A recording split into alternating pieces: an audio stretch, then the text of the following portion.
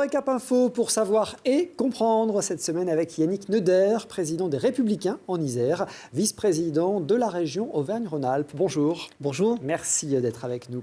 Électrocardiogramme montrant des faiblesses, battements de cœur lents et peu motivés, présentant parfois des tachycardies sinusales, signes de fébrilité. Voilà qui pourrait être le diagnostic médical d'un parti des Républicains qui a du mal à se remettre d'une attaque provoquée par une montée de fièvre en marche. C'est un peu compliqué, mais qu'en pense le cardiologue Yannick Neuder, devenu donc le numéro 1 du parti de droite en Isère. Sa famille politique est encore bien divisée, à quelques mois de l'échéance cruciale des élections européennes et à 1 an et demi aussi des municipales. Yannick Neuder, je précise que vous êtes donc vice-président de la région, délégué à l'enseignement supérieur, à la recherche, à l'innovation et aux fonds européens, que vous êtes aussi maire de Saint-Étienne de Saint-Joire depuis 2002, un poste que vous allez abandonner bientôt d'ailleurs. À la fin de l'année, je m'étais engagé effectivement à laisser effectivement le poste de maire. C'est quoi, le cumul des mandats ou c'est l'usure du temps ? Non, je crois que c'est ni l'un ni l'autre. C'est que je pense qu'à un moment, il faut être force de proposition dans une commune, que j'ai une équipe qui est soudée autour de moi et que c'était le moment justement de passer le relais, le flambeau. Sur les projets sont stabilisés et je pense que je vais rester fortement attentif à ce qui va se passer sur cette commune. C'est un déchirement parce que c'est un mandat passionnant, mais je crois qu'après, raison gardée, il faut pouvoir passer la main pour se consacrer à de nouvelles fonctions. Bon, vous n'irez pas très loin, je crois que vous garderez la présidence de l'intercommunalité. Pour le moment, c'est ce qui est prévu. Bon, cardiologue également, un chef de pôle au CHU à Grenoble. Vous évoquiez les dossiers qui sont déjà bien engagés à Saint-Étienne de Saint-Joire. On avait parlé d'une fusion avec les communes voisines. Fusion sur lequel nous avons voulu être très... On a beaucoup consulté nos populations. Sur ma commune, pour le coup, 70% étaient très favorables. Sur la commune plus petite, de 500 habitants, je pense que ce n'était pas mûr. Donc la population a préféré pour l'instant ne pas fusionner. Ce n'était pas tellement un sujet, c'est-à-dire qu'il y avait intérêt à agir sur la mutualisation. Après, on ne peut pas faire ce genre de choses contre la population. Ça se fera, à mon sens, spontanément et tout seul d'ici quelques années. Alors, votre grosse actualité, c'est le week-end dernier, votre élection à la tête de la Fédération iséroise des Républicains. Avec 100% des suffrages, il faut dire que vous étiez le seul candidat. Voilà, alors j'étais le seul candidat. Alors, pas tant que moi, ça ne m'aurait pas dérangé qu'il y ait d'autres candidats parce que c'est la démocratie au sein de notre parti.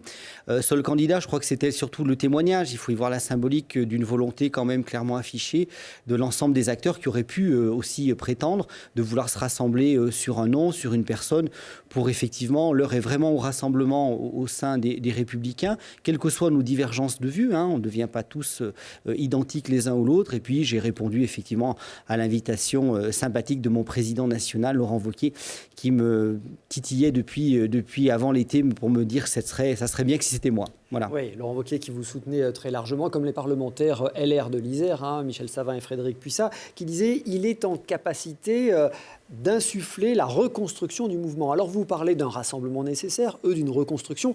Quand on dit ça, généralement, c'est que le patient ne va pas très bien. Alors, vous savez, tant qu'il y a de la vie, il y a de l'espoir. Donc, je crois qu'il y avait une période de 2017 qu'il ne faut pas vouloir franchir trop vite. Le séisme a été important. Donc l'échec de la présidentielle. Et fait l'échec des présidentielles qui n'étaient pas président, sachant qu'une élection n'est jamais gagnée d'avance. Et puis après, derrière, automatiquement, la vague des élus en marche. Et je crois qu'il y a eu un moment de doute qui s'est mis au sein de tout le monde, même au sein des militants de notre mouvement. J'ai peut-être douté moi-même aussi les premiers mois parce que on venait de voir l'arrivée de quelque chose peut-être qui pouvait représenter une alternance crédible. Malheureusement, et je dis malheureusement parce que quelque part, moi je souhaiterais que la situation économique de notre pays aille mieux, que notre crédibilité nationale soit renforcée, notre cohésion nationale soit renforcée. Et force est de constater que 18 mois plus tard, les rendez-vous économiques ne sont pas au résultat et la crédibilité du gouvernement pose plus que question. Alors moi je vous interroge sur les Républicains, vous me répondez sur En Marche. Quand même, mon rôle sera de rassembler toutes les droites et garder des liens forts avec le centre. C'est la mission que vous vous êtes donnée. C'est ce que nous vivons d'ailleurs au Conseil régional, puisque nous avons une majorité large avec effectivement le centre. Oui, toutes les droites, alors qu'on soit bien clair sur le terme toutes les droites, hein, c'est-à-dire les droites au sein des Républicains, où il y a différents mouvements, différentes visions. Vis-à-vis du Front National, avant que vous me posiez la question, les choses sont clairement établies. Nous avons évoqué, notamment dans la campagne de 2015, des thèmes qui étaient rarement évoqués par le parti de droite, qui sont l'immigration, qui sont la sécurité. Malheureusement, l'évolution des choses, l'actualité nous a permis de voir que finalement le président Laurent Wauquiez, qui conduisait cette campagne régionale, avait déjà bien vu les problématiques de sécurité dans les gares, dans les lycées. Donc nous avons porté campagne sur ces mesures-là, notamment. Et force est de constater que maintenant, presque 3 ans plus tard, eh bien, ces thèmes sont clairement identifiés. Par contre, ça ne veut pas dire que nous épousons naturellement les thèses des partis extrêmes et du Front National. Bien s'en faut. Les paroisses sont bien étanches avec le Front National. Si des électeurs se retrouvent dans notre discours qui est sur la sécurité et l'immigration, c'est bien. D'un autre côté, on ne peut pas contenir et se contenter uniquement de ce discours sécuritaire sur l'immigration et sur la sécurité. Et effectivement, les LR doivent être la première force d'opposition au niveau national, surtout pour faire des propositions en termes économiques et sociaux notamment. On va revenir effectivement sur ce que vous venez de dire. On ne peut pas se contenter de parler que d'immigration et de sécurité. On va y revenir. Je reste un petit peu sur le rassemblement. Le rassemblement chez les Républicains, c'est quand même assez compliqué. Vous avez vu cette polémique chez les jeunes LR, avec l'élection en particulier d'Oran Réhanian, qui est un proche de Laurent Wauquiez, qui a recueilli 58% des suffrages, je crois, pour être élu président des jeunes LR. Et son élection est déjà contestée en interne. Écoutez, moi je crois qu'il y avait un bon niveau de sécurisation puisque chaque adhérent recevait ses codes, donc il peut peut-être avoir des contestations. En tout cas, quoi qu'il en soit, il ne peut pas avoir de fraude puisque chaque militant, adhérent avait son propre code, donc il ne peut pas avoir de tricherie, de choses comme ça. Après, je ne sais pas quels sont les motifs de contestation. Pour revenir à la situation iséroise, moi j'ai consulté avant de me lancer dans tout ça avec toutes les personnes qui font l'actualité et qui représentent les LR. Alors naturellement les élus, vous avez cité les sénateurs, Frédérique Puissat, Michel Savin, mais également le président du conseil départemental, dont tout le monde connaît ma proximité, Jean-Pierre Barbier, l'ensemble des élus départementaux, régionaux, les gens qui, sur les territoires, représentent une organisation, comme comment ne pas prendre avis et contact avec Thierry Kovacs à Vienne, avec Julien Paula sur le Pays Voironnais, avec Vincent Schrecky sur Bourgoin, Alain Moine-Bressan à Crémieux. Donc c'est fort de toutes ces personnalités, Bernard Sauget naturellement, et finalement cette candidature rassemblait, et j'ai fait le tour des circonscriptions. J'ai fait Grenoble avec aussi Alain Carignon qui était présent également à cette réunion. À la même réunion assistait Michel Savin, et je crois que c'est ces choses-là qu'il faut, en tout cas c'est mon rôle moi de pouvoir mettre l'ensemble des personnes ensemble. Alors, on reviendra sur toutes ces questions. Un point sur les adhésions. On avait parlé d'une effusion de militants à l'UMP 38. On est combien à jour de cotisation là dans votre parti ? Alors, à l'instant T, je ne peux pas vous le dire exactement, mais je vais vous donner une ordre d'idée. En tout cas, depuis que j'ai porté ma candidature, en fin d'été, j'avais besoin de 80 parrainages. J'en ai reçu plus de 400 spontanément.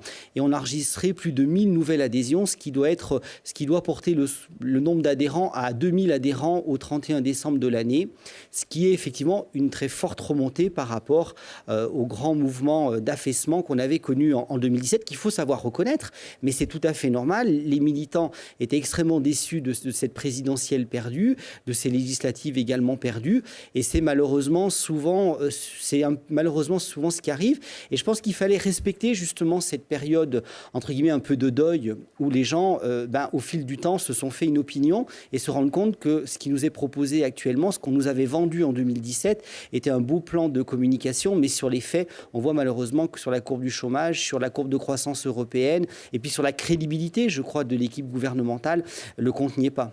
Oui, parce que l'objectif, effectivement, c'est clairement de s'opposer au gouvernement en place, qui pourtant est piloté par un ancien de votre famille, Alors, Édouard Philippe. Je ne suis pas tout à fait d'accord. Ce n'est pas une volonté de s'opposer stérilement à tout ce qui est dit. Quand les choses sont correctes et vont dans le bon sens, on ne fait pas de l'opposition systématique.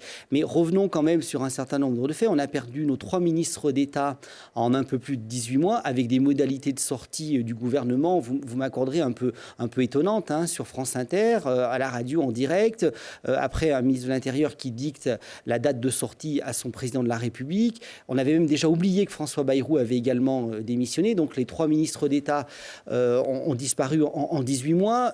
Plus de 10 jours de suspense pour avoir un nouveau gouvernement. L'affaire, la malheureuse, je dirais, affaire Benalla, la ministre de la Culture qui a été remerciée pour ses oublis déclaratifs. Donc c'est bien ce que je dis, l'objectif c'est de s'opposer. C'est de s'opposer, mais d'un autre côté, si les choses avaient été clairement données et la parole respectée, on n'aurait finalement pas d'argument. C'est bien force d'ailleurs. Nous sommes beaucoup plus audibles maintenant depuis quelques mois qu'on voit que les résultats ne sont pas au rendez-vous que les premières semaines, parce que les premières semaines, soyons clairs aussi, il n'y avait aucune possibilité pour une voie alternative à la proposition de gouvernance que propose l'équipe du président Macron. Donc ça, il y a des angles d'attaque, donc la convalescence du patient. Mais malheureusement, je dirais encore une fois qu'il y a des angles d'attaque. Pourquoi ? Parce que on est à une année, à quelques mois maintenant des européennes, on fait partie des pays en queue de peloton au niveau de l'Europe en termes de croissance. Moi, je préférerais qu'on soit en tête de croissance, qu'on ait un coût du travail diminué et qu'on retrouve cette compétitivité française qu'ont su retrouver nos pays voisins comme l'Espagne et le Portugal. Et tant mieux pour eux. Donc, c'est bien force de dire que les méthodes mises en place ne sont quand même peut-être pas les bonnes. Et puis, on a eu une belle démonstration la semaine dernière. Il y avait le congrès des maires. Je suis encore maire jusqu'à la fin de l'année.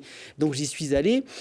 Et je crois qu'il y a vraiment un sentiment de rupture avec les élus locaux, que ce soit les maires, les départements, les régions. Il y a eu l'appel de Marseille qui regrouperait ces associations d'élus. Et dans ces associations d'élus, nous sommes aussi bien de droite, de gauche, du milieu, du centre. Ce n'est pas forcément que des associations d'élus qui sont politisées. D'ailleurs, elles ne le sont pas.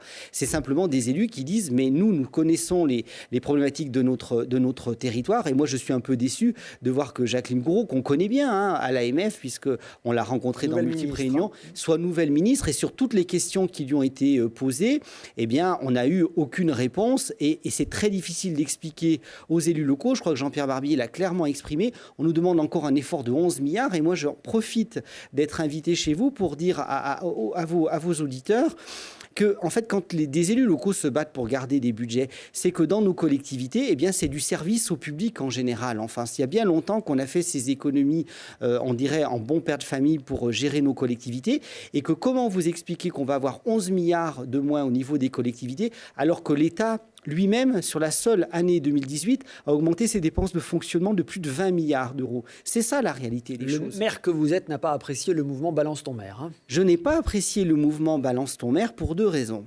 La première, c'est que déjà, on galvaude quelque chose qui était quand même très irrespectueux vis-à-vis de la condition féminine, puisque c'était un clin d'œil, je trouve, bien malheureux de ces militants macronistes sur Balance ton porc, qui est un autre problème et sur lequel, effectivement, c'est bien normal que les femmes soient protégées de la gente masculine quand celle-ci ne se comporte pas correctement. Donc ça, c'est un véritable problème. Mais là, Balance ton maire, on publie des listes de communes qui ont augmenté leur taxe d'habitation. Mais moi, ce que je demande à ces mêmes blogueurs, c'est qu'ils puissent publier la liste des 16 000 communes qui ont vu leur dotation de l'État compensée, et notamment la perte de la taxe d'habitation, qu'on nous dit compenser. Par quoi ? C'est la 7e proposition qu'on nous fait en 6 mois. Et là, la dernière proposition, ça serait de prendre le foncier bâti au département. Donc, on prend au département, on prend d'une main ce qu'on a l'autre. Mais le département, s'il a moins de finances, je ne suis pas élu départemental, mais je connais les compétences du département. C'est quand même les personnes âgées, c'est les personnes handicapées, c'est les mineurs non accompagnés. Donc, tout ça aura un retentissement sur le territoire. Voilà le plaidoyer du maire d'une commune. C'est un mandat fabuleux, vous savez. D'une commune locale. Je reviens en Isère avec votre casquette du coup de président des Républicains. Vous avez évoqué Alain Carignon. Lors de cette élection, il y a quelques jours, Alain Carignon a été élu délégué de la première circonscription. Oui. Il est candidat à la mairie de Grenoble. Il a votre soutien ? Mais je crois que ce n'est pas tout à fait en ces termes-là, et je crois que si c'était Yannick Neuder qui faisait l'élection de Grenoble, ça se saurait. Je crois qu'Alain Carignon a un bilan contesté, contestable. En tout cas, il y a un bilan sur la ville de Grenoble. Il y a aussi des choses intéressantes. Je ne vais pas citer le tramway, ce n'est pas à moi à faire le bilan. En tout cas, il y a un bilan de cette action municipale. Je pose la question autrement. Il est un bon candidat ou pas ? Mais ce n'est pas à moi de le dire. Je dirais que maintenant, il appartient au passé de la ville de Grenoble en termes électifs. Maintenant, est-ce qu'il en représente l'avenir? C'est ça la vraie question. Donc je crois qu'il a effectivement mis en place un mouvement, il fait campagne, il fait des réunions, il fédère, il fait des propositions. Moi, ce que je dis simplement, c'est que toutes les personnes qui pensent qu'elles sont une alternative crédible à la municipalité d'Éric Piolle, eh bien, quelque part, que ces gens soient force de proposition, aillent à la rencontre des Grenoblois, aillent faire des propositions, se fédèrent, se structurent. Je crois que j'ai vu plusieurs autres initiatives qui ne sont pas forcément d'ailleurs dans ma famille politique. Après, est-ce que toutes ces forces, en tout cas pour ce qui est de la droite et du centre, ça ne sera qu'au prix d'un rassemblement dont un périmètre qu'il va falloir définir, que l'on pourra proposer une situation crédible vis-à-vis des Grenoblois et derrière de la métropole. Et Alain Carignan est le meilleur garant pour ce rassemblement à droite? Ah mais je pense que il fait partie du jeu. Est-ce que c'est le meilleur? Je ne sais pas. Et je crois qu'on va justement, les mois qui vont venir, vont nous permettre clairement de pouvoir voir l'ensemble des personnes qui prétendent au fauteuil de maire de Grenoble et possiblement derrière de pouvoir orienter différemment la métropole. Est-ce que ces personnes sont tout à fait capables de proposer une alternative crédible, unie sur une liste, avec un programme uni? S'ils le font, ils pourront être crédibles et représenter une alternative à la municipalité actuelle. S'ils ne le font pas, la diffusion et la division, pardon, je trouve mes mots, la division sera source de réélection pour la municipalité actuelle. Vous avez encore, à droite, chez les Républicains, l'espoir de reconquérir Grenoble, ou vous avez définitivement tiré un trait dessus? Mais moi, je crois qu'il ne faut jamais avoir des espoirs démesurés. D'un autre côté, je crois que, particulièrement à Grenoble, vu du fait des divisions, on n'est plus dans le temps d'un bloc à bloc. Là, on voit qu'avec une trentaine de pourcents, avec triangulaire, quadrangulaire, on peut devenir maire de Grenoble. Donc, je crois que surtout, c'est pas tant de l'aide, c'est est-ce que le programme peut être suffisamment ambitieux, intéressant, pour que Grenoble retrouve son statut de capitale des Alpes, soit un contre, je ne peux pas dire un contre, mais en tout cas puisse jouer sa position aussi régionale. Moi, je suis élu à la région, je suis vice-président de la région Auvergne-Rhône-Alpes. Effectivement, il y a une capitale de dimension européenne qui est Lyon. Après, de chaque côté, je prends souvent l'image d'un trimaran, il y a l'Auvergne autour de Clermont-Ferrand, et il y a le sillon alpin, je l'espère, autour de Grenoble pour contrebalancer tout ça. Et tout ça, des déséquilibres régionaux d'attractivité, de rayonnement ne sont pas bons à l'échelon non plus régional. Alors, j'en viens à l'échelon régional. Vous êtes un proche de Laurent Wauquiez à la région, un fidèle. Est-ce que vous soutenez toutes ces prises de position qui parfois peuvent être un peu clivantes? Mais bien sûr que non. Heureusement d'ailleurs que dans son exécutif, nous sommes capables de ne pas être totalement alignés, sinon ça veut dire qu'on aurait un exécutif de Ben oui-oui. Par contre, effectivement, on a des temps d'échange où on peut effectivement échanger. Parfois, on est d'accord, parfois, on ne l'est pas, mais c'est globalement un engagement collectif sur un engagement de programme vis-à-vis de la région qui était surtout de pouvoir faire une alternative crédible. Et encore une fois, je pense que la crédibilité est vraiment ce qui est important comme mot vis-à-vis de nos concitoyens par rapport à la majorité socialo-communiste verte de la précédente mandature qui ont fait que bloquer des projets qui étaient pourtant structurants par défaut de majorité, justement. Je pourrais évoquer le Center Park qu'on connaît bien. Je m'intéresse moi aussi à la casquette nationale de Laurent Wauquiez, président des Républicains, quand il base une bonne partie de son argumentaire sur la défense de l'identité française. Vous le suivez à 100%? Mais déjà, je pense qu'au niveau national, il a pris le risque et le choix de s'exposer, puisqu'il est président des Républicains, mais il ne s'est pas levé un matin président des Républicains. Il a déjà voulu, en une période difficile, on venait de perdre des élections, de vouloir effectivement mettre toute son énergie, et je vous garantis qu'il en a beaucoup, à rebâtir notre mouvement. Après, il a été élu d'ailleurs très correctement, plus de 75%, je crois 88% en Isère, donc il a cette légitimité-là. Après, mais le socle idéologique sur lequel il se base, la défense de l'identité, la lutte contre les migrants, est-ce que c'est ça le socle aujourd'hui des Républicains? Je crois que, mais les Républicains, vous le savez vous-même, il y a différentes composantes, il y a des tons plus sociaux, il y a une droite peut-être un peu plus dure. Qu'est-ce qu'il dit uniquement? Il dit que simplement, on fait au niveau de la région une priorité régionale. Eh bien, quelque part, il met une priorité nationale. Ça ne veut pas dire que, par un temps, il n'est pas pro-européen. Je vous le redis, Laurent Wauquiez, il est pour une Europe, mais pour une Europe, par exemple, différente. On est très loin du populisme de Marine Le Pen et du Frexit. Où, d'ailleurs, il n'y a aucune cohérence économique, et on l'a bien vu dans le débat de la présidentielle des 2 tours, où elle pense pensais encore qu'on payait en écus.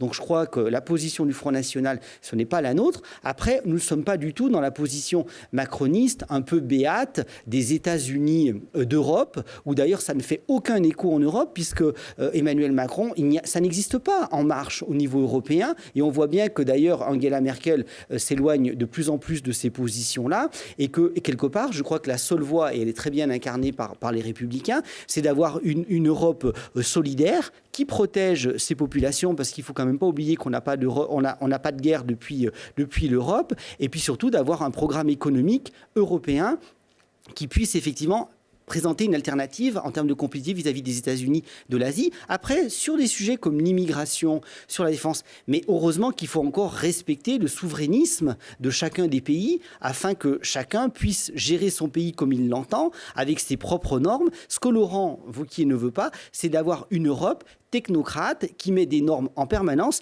et qui inhibe toute volonté politique des élus qui sont élus au suffrage universel. Il ne dit pas autre chose.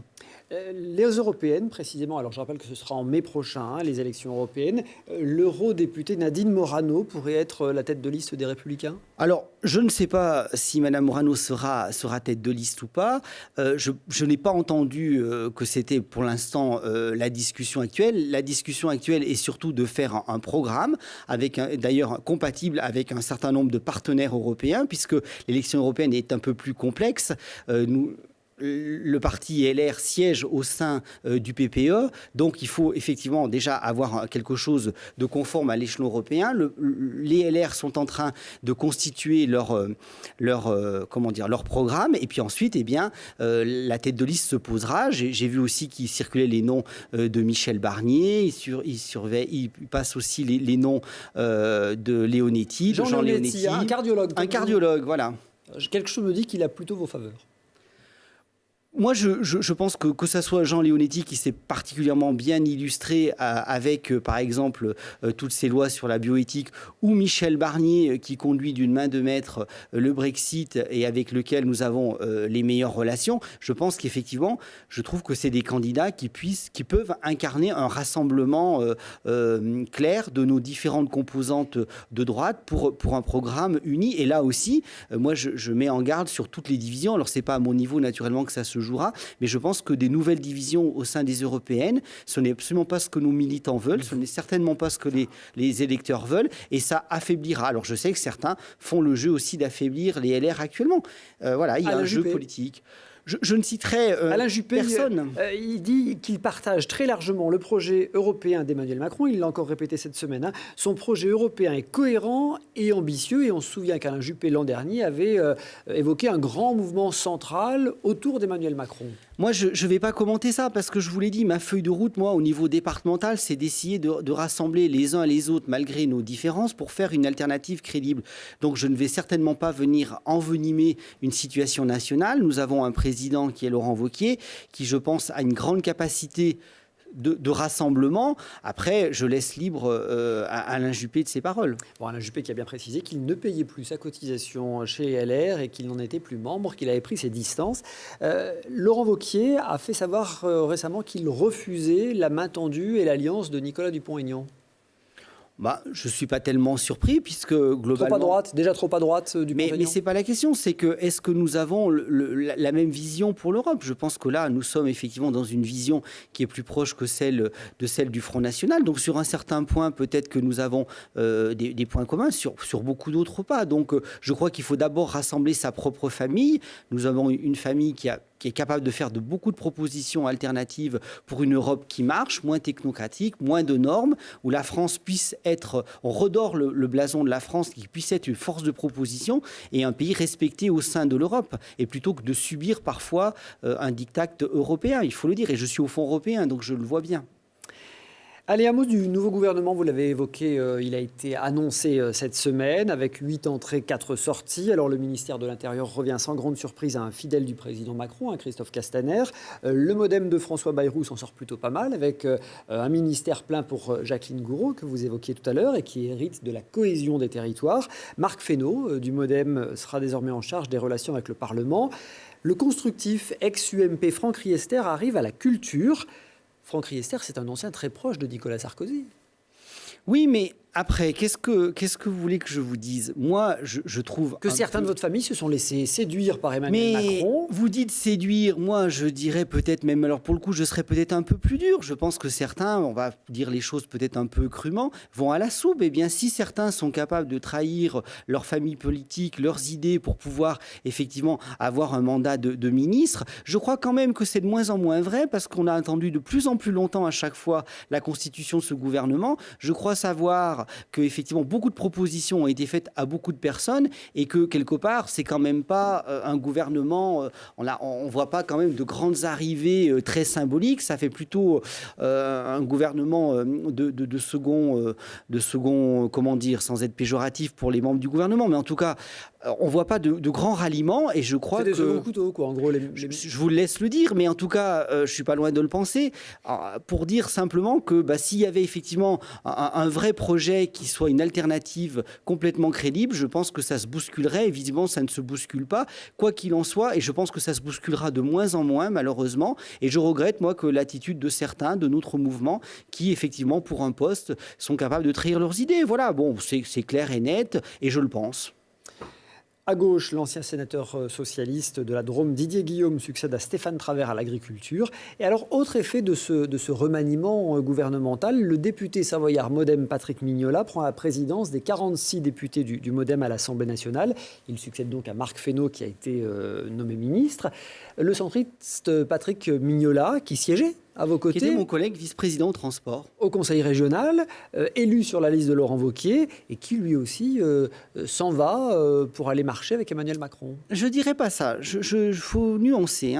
Patrick Mignola, nous sommes et nous étions dans la même majorité. Je le précise aussi, puisqu'il n'a jamais rejoint le groupe de La République En Marche au sein du Conseil régional, puisqu'ils ne sont que 6 sur 212 élus. Je rappelle quand même le poids des choses et le poids du poids de chaque groupe politique au sein du Conseil régional. Ça n'a pas empêché de rendre son mandat régional. On est bien d'accord. Mais pourquoi? Parce qu'il prenait des fonctions nationales. Et il a été très élégant, si vous le remarquez, dans sa démission. Parce que jusqu'au bout, il a été solidaire de notre majorité régionale, puisqu'il avait pris un engagement, c'est ce que je vous disais en début d'entretien, pour mettre fin aux politiques qui ne semblaient pas aller dans le bon sens pour nous au niveau de la région Rhône-Alpes et naturellement de l'Auvergne, sur cette majorité socialiste, communiste, écologiste qui était plus paralysante, dont on paye les frais maintenant, l'absence d'infrastructures sur le train, sur l'absence de projets économiques qui ont été pris en otage par certains lobbyistes.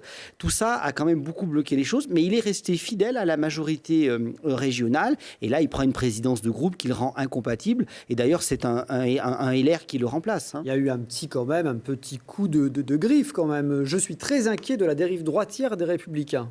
C'est ce qu'il a dit en partant. Oui, enfin, c'est pas ce qu'il nous dit quand on le croise dans les couloirs. À la région, est-ce que vous redoutez d'autres départs de centristes? On rappelle que sur les 113 élus de la majorité, il y en a 31 qui font partie de ce groupe centriste MoDem et UDI. Il y en a d'autres qui pourraient partir. Écoutez, je ne suis pas le président du groupe des LR. Il y a un intergroupe qui fonctionne bien. La discussion est fluide. Voilà, je n'ai pas ce sentiment-là.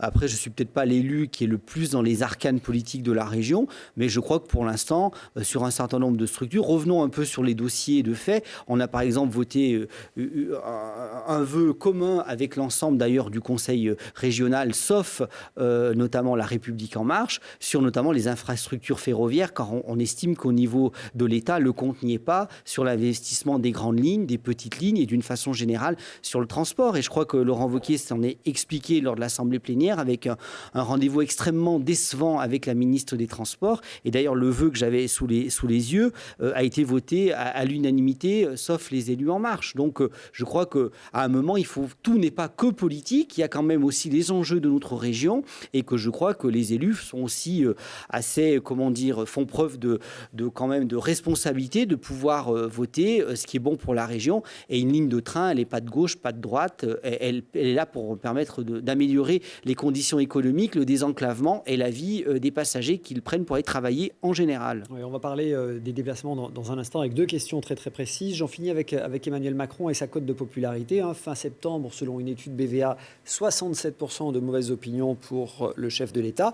Mais l'opposition n'en profite pas forcément. Et l'opposition de droite et les Républicains Encore moins, 21% des Français pensent que le Rassemblement national, donc l'ancien Front national, ferait mieux qu'Emmanuel Macron au pouvoir, 20% pour la France insoumise et 18% pour les Républicains, 13% pour le PS. Ça ne matche pas encore.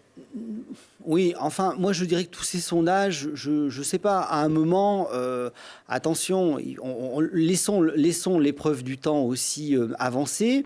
Je crois qu'il y aura aussi des municipales, des départementales, des régionales. On n'en est quand même pas encore au scrutin de 2022. On voit bien qu'en un an, comme les choses ont énormément changé, je crois que le grand enseignement de 2017, je crois, ce qui s'est passé, c'est qu'on voit que effectivement, le digital est passé par là. On a le sentiment que maintenant, on zappe très vite, balance ton maire, on change de président, change de ministre.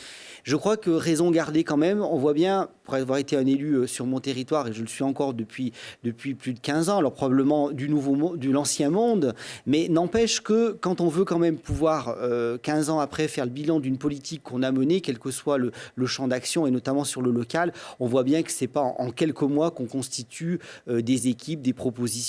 Donc, au niveau des Républicains, on est vraiment en train de travailler à une proposition alternative, sans oublier quand même la bienveillance et surtout la grande proximité avec le terrain, parce que c'est bien de là dont on doit quelque part s'inspirer pour mener nos politiques. Et il faut faire attention, sans opposer les territoires, qu'il n'y ait pas de centralisme parisien. Et on le voit bien avec la décentralisation qu'on veut quelque part nous faire vivre. Et je pense que tout ça est négatif parce qu'on a un regard qui est beaucoup trop métropolitain. Et malheureusement, la France ne se limite pas à quelques métropoles et on doit justement plutôt rassembler l'ensemble de nos habitants plutôt que de creuser des écarts entre les habitants des grandes villes, plutôt favorables au gouvernement, il est vrai, et puis l'ensemble des élus qui composent nos départements, nos régions. Donc je pense que le président de la République, quel qu'il soit, doit être en capacité de rassembler ces populations et de ne pas les diviser. C'est pas le cas d'Emmanuel Macron. Selon vous, il fait une France à deux vitesses ? Soyons clairs, il est quand même surtout élu pour un profil, d'ailleurs, qui a été dans tous les journaux, hein, le jeune cadre dynamique métropolitain, je crois que c'est un petit peu ça.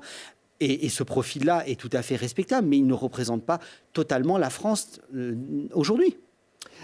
Vous avez parlé des prochaines présidentielles, alors c'est effectivement très très loin, mais la présidente de la région Île-de-France, Valérie Pécresse, la présidente républicaine, a réaffirmé son souhait d'une primaire avant cette échéance de 2022. On sait que les primaires, maintenant, les républicains sont plutôt réticents.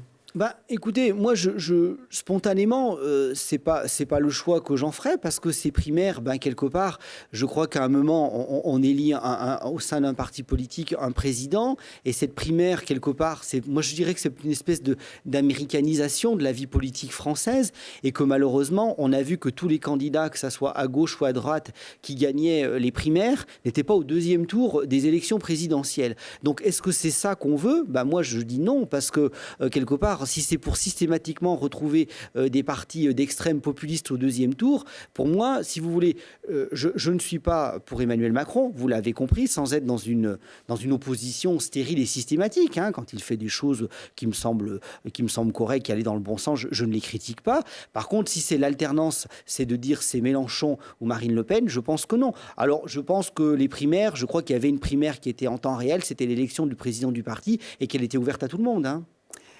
Sujet d'actualité, cette semaine, vous avez vu la demande de la FRAPNA qui souhaite interdire la chasse le mercredi, samedi et dimanche. C'est une fois encore la question de la cohabitation entre chasseurs et promeneurs.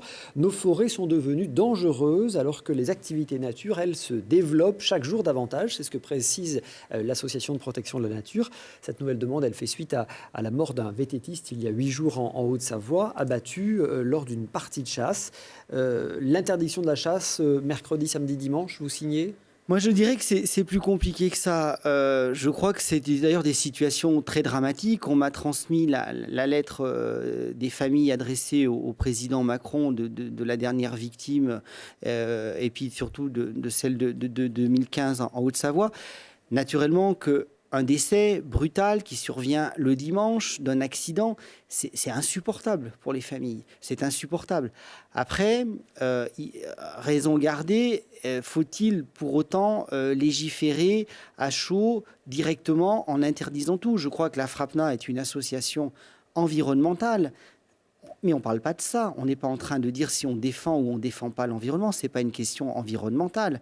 Et là, attention, on retombe encore dans un travers où on veut légiférer des espaces. Je crois qu'il y a vraiment besoin, effectivement, que les chasseurs, et je crois qu'ils en sont particulièrement responsables, 140 000 chasseurs en Auvergne-Rhône-Alpes, un peu plus de 18 000 en Isère, eh bien, je crois que c'est des messages qui leur font particulièrement mal de voir qu'au cours d'une chasse qui quand même véhicule des valeurs de la ruralité, du monde animal, de la biodiversité, eh bien, il faut se poser la question de savoir si on peut partager cet espace. Il y a des applications, de l'information, de la communication, et c'est tout ça qui doit amener à légiférer, mais en tout cas, je sais bien que les ACCA, il y a une ACCA par commune, mais ça me paraît, le risque, si vous voulez, à évaluer ne peut pas se faire aux bonnes volontés d'un maire ou d'un président d'ACCA. C'est une problématique qui doit nécessiter quand même une évaluation certaine et nationale. On ne peut pas dire qu'on va chasser le dimanche dans telle commune et pas dans l'autre. Et il va falloir mettre du sens à tout ça sur des problématiques qui sont extrêmement graves et extrêmement terribles pour ces familles qui sont complètement sacrifiées par un accident de chasse. La question des déplacements, vous l'avez évoqué un petit peu tout à l'heure, en particulier dans notre région, avec cette ligne sinistrée entre Grenoble et Lyon. Les usagers s'attendent d'ailleurs à de nouvelles galères cet hiver avec des travaux prévus en gare de Lyon-Pardieu qui vont encore dégrader le service. On sait que le TGV entre Grenoble et Paris va perdre un aller-retour à partir de début décembre aussi, le 7h16 et le 6h41. Ça vous inspire quoi? Alors les TER sont directement du ressort de la région. Alors les TER, vous l'avez dit, sont directement du ressort de la région, et quelle fut pas malheureusement notre stupéfaction de découvrir qu'effectivement on héritait d'un bilan bien sévère, puisque globalement, si nous n'avions pas contrecarré les choses, la précédente majorité nous laissait plus de 1000 kilomètres de lignes à fermer. Pourquoi? Par un défaut d'infrastructure et d'engagement financier sur la rénovation des lignes. Donc j'ai les chiffres qui sont sous les yeux. Nous avons, sous la majorité de Laurent Wauquiez, inscrit 264 millions d'euros au contrat de plan État-région, dont un investissement exceptionnel de 111 millions d'euros pour justement faire des travaux sur ces lignes pour pouvoir maintenir les lignes, naturellement en lien avec les collectivités locales, le département, la métropole, sous l'égide d'ailleurs souvent des préfets. Pour les lignes qui traversent différents territoires, et notamment nous l'avons avec les Hautes-Alpes et quelque part donc la région sud, la région PACA, il a fallu effectivement que tout ça se mette en place. Je crois que Martine Guibert, ma collègue vice-présidente au transport, a fait un travail de qualité particulièrement sur l'Isère, sous la houlette d'ailleurs du préfet de l'Isère et de l'ensemble des composantes. Donc vous voyez, quand c'est l'intérêt d'un territoire, que ce soit le département, que ce soit la métropole, que ce soit la région, les élus arrivent à trouver un compromis. Mais attention, là c'est la part régionale et la part des petites lignes, et ma position n'est pas du tout la même sur le TGV, parce que quelque part, quand on supprime des TGV, moi j'ai été rapidement sollicité par différents collègues, notamment collègues hospitaliers, qui me disent, mais là, quelque part, c'est la mort de Grenoble, parce qu'on isole la capitale des Alpes. Et d'ailleurs, justement, c'est un sujet tellement fort que là-dessus, nous avons pu prendre effectivement un vœu en assemblée plénière qui a été voté par l'ensemble des majorités sur globalement les petites lignes, les infrastructures ferroviaires et les liaisons entre les grandes villes, le Lyon, le Grenoble, le Clermont-Ferrand, le Paris, Grenoble, Annecy. Et on voit bien que là, quelque part, moi, je mets clairement la responsabilité sur la SNCF, mais quelque part sur l'État. C'est bien à l'État de pouvoir s'assurer que les grandes villes, les grandes métropoles sont correctement desservies. Les petites lignes, c'est la région, d'accord, mais le TGV, c'est l'État. Et d'ailleurs, pour simplement finir sur ce sujet-là, avec quelques données chiffrées, on voit bien que la région Auvergne-Rhône-Alpes n'est pas considérée dans le plan d'investissement de l'État, puisqu'il est prévu 13,4 milliards d'euros, et que pour la région Auvergne-Rhône-Alpes, ça sera simplement 1,2 milliard d'euros. Bon, Laurent Wauquiez paye le bras de fer qu'il a voulu jouer avec la ministre des Transports et avec la SNCF. Eh bien, écoutez, j'ose espérer que non, parce que sinon, ça voudrait dire que nous avons un État revanchard qui n'accepte pas, quelque part, qu'une opposition puisse exister dans ce pays, et que cette opposition, elle n'est pas politicienne, elle est pleine de bon sens, puisque c'est permettre quand même à Auvergne-Rhône-Alpes d'être en lien avec la capitale et surtout au monde économique. N'oublions pas le monde économique. économique. On l'oublie trop souvent. Et pourtant, à Grenoble, c'est particulièrement important. Le monde universitaire, économique, tout ça représente le monde économique et le monde universitaire, 40-50% du PIB, des centres de recherche qui ne peuvent pas rester déconnectés de la capitale parisienne. Bon, précisément, il nous reste quelques secondes, mais pour évoquer quand même votre délégation à l'innovation, quand on est vice-président de la région à l'innovation, on s'éclate plutôt dans notre région. Effectivement, j'ai la chance, je le reconnais, d'être vice-président à l'enseignement supérieur, la recherche et l'innovation, ce qui est la 2e région de France. Et l'avantage aussi, c'est que nous sommes la première région industrielle de France. Donc les deux combinés font qu'effectivement, on peut raisonnablement viser d'être dans le top 5 des régions européennes en termes d'innovation. En tout cas, c'est ma feuille de route. Et nous avons 3 magnifiques sites. Alors aujourd'hui, je suis à TV Grenoble, je vais parler du site de Grenoble, de féliciter les acteurs encore du monde universitaire, académique. Mais avec un campus quand même qui nécessite des investissements, qui est vieillissant. Que nous réalisons très régulièrement, puisque nous allons avoir effectivement toutes les professions de santé, les premières années du cycle médical et paramédical à hauteur de 33 millions qui va être livré. J'ai inauguré, il n'y a pas si longtemps que ça, les amphis et la fac de droit. Nous allons avoir la maison de l'innovation et de la création pour les sciences humaines et sociales. Donc tout ça, c'est situé sur le campus, avec une vie étudiante importante, 320 000 étudiants en région, un peu plus de 100 000 sur le grand sillon alpin, avec des infrastructures sur la vie étudiante, sur la santé, sur le sport, les résidences étudiantes, sans oublier non plus toute la partie recherche de la presqu'île, où la région investit beaucoup, et ça s'illustrera notamment avec le plan Nano 2022, où nous soutenons clairement cette filière de nanotechnologie qui représente 30 000 emplois. Donc oui, je suis un vice-président à l'innovation heureux à Grenoble, grâce à l'ensemble des partenaires, et je remercie le département de l'Isère qui continue à soutenir l'innovation. Avec aussi un centre d'innovation collaborative récemment, la première pierre a été posée au CEA. Yannick Neuder a beaucoup de choses à dire. Merci en tout cas d'être venu. Je vous propose de nous retrouver tout de suite sur Internet, sur les réseaux sociaux. C'est le bonus du Récap Info. À la semaine prochaine avec un nouvel invité.